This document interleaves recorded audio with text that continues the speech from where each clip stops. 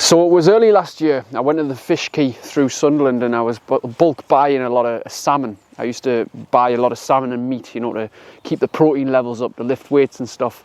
Although my perspective on that has kind of changed recently on protein levels, but that's a story for another day. However, I walked into the fish quay and the guy could see I was in shape. I must have been wearing a tight top at the time.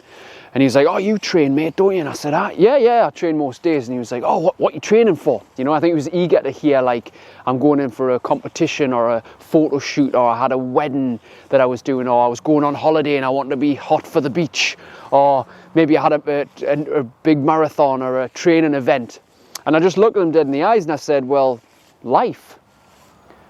And he kind of paused and was like, "Well, that's as good excuse as any, I guess."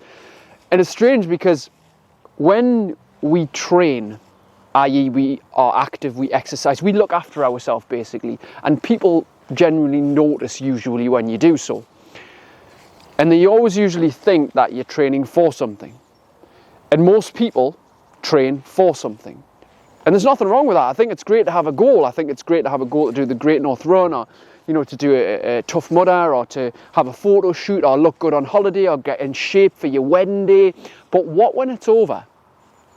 This is where people lose motivation. It's like whether they get to Christmas, they're 6, 8, 10 pounds heavier, they lose the pounds in January, then they go back to exactly what they used to do before, and they lose motivation. This whole motivation cycle is kind of like down mostly and slightly up when we've got something to focus on.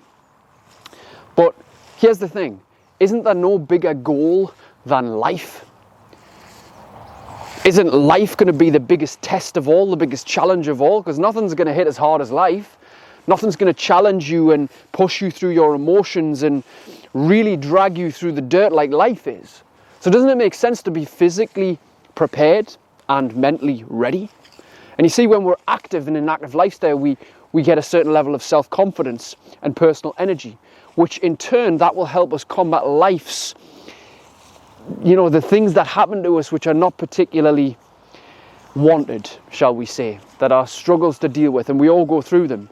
But the thing is, life is that thing that's going to be the biggest goal of all. So, you know, when somebody asks you what you're training for, your response should always be life. Yes, you might have a photo shoot, you might have a wedding, you might have an event, you might have something that you want to look forward to get a result for, which is excellent. But what when it's over? See, this is how we stay motivated, is we train for life. We understand the power in the process of training oneself for life. And the fact is, life is important. Life is what we need to be feeling more of, isn't it? And we just kind of, a lot of us are existing, aren't we, rather than living. If we want to inject a certain amount of life and energy and confidence into our lives, we have to do the work that helps that happen. And in order for that to be consistent, we have to train for one goal, which is the biggest goal of all, and that is training for life. So if you like what you've just seen and you'd like to download a free copy of my audiobook, How to Stop Overthinking, then head over to overthinkingaudio.com now to grab your free copy to listen to straight away.